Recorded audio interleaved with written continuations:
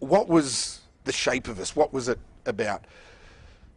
We were Pentecostal charismatic. There are other university groups that are from various other Christian traditions, but it was the first national Pentecostal campus ministry Australia had ever had. And finally, the Pentecostal churches had a prophetic voice onto the universities and had leaders being thrust into the churches from the campuses into the Pentecostal charismatic churches. We were interdenominational. We were officially a department of the Australian Christian Churches, which was then called the Assemblies of God. But in each state we had an interdenominational board of management, and every Pentecostal movement, denomination, church and so on, we would approach and ask them who they wanted to sit on that state board of management to represent their denomination.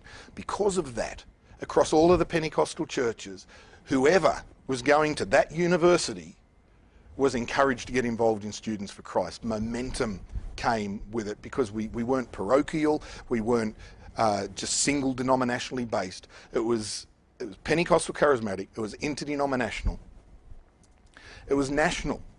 There was a sense of overriding vision, overriding coordination, of not recreating the wheel. There was a cross-pollination of ideas and resources and so on.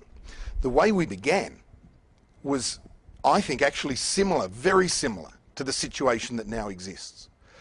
There were a number of groups on a number of universities around the nation who had a heart for the university but weren't necessarily networked or coordinated together.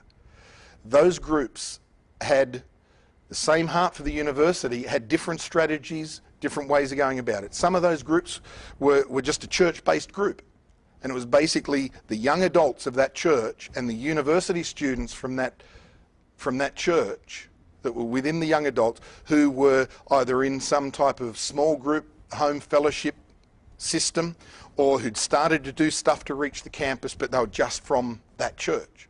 There were others that had started to do the cross-church thing within the ACC. Some others that had started to do a bit of an interdenominational thing, but everyone was doing their own thing in slightly different ways. And within a couple of years, we identified it was about 8 or 9 groups: Melbourne, Sydney, Brisbane, Adelaide, one in Perth. And in January 1986, we got together for our first national conference. There were about 8 or 9 groups represented, 109 people present, and the leadership of those groups sat down and started to say, realise we've got a common heart. You do it that way, you do it that way, you do it that way, but let's join together and start to seek God. And something remarkable was forged as a result of that.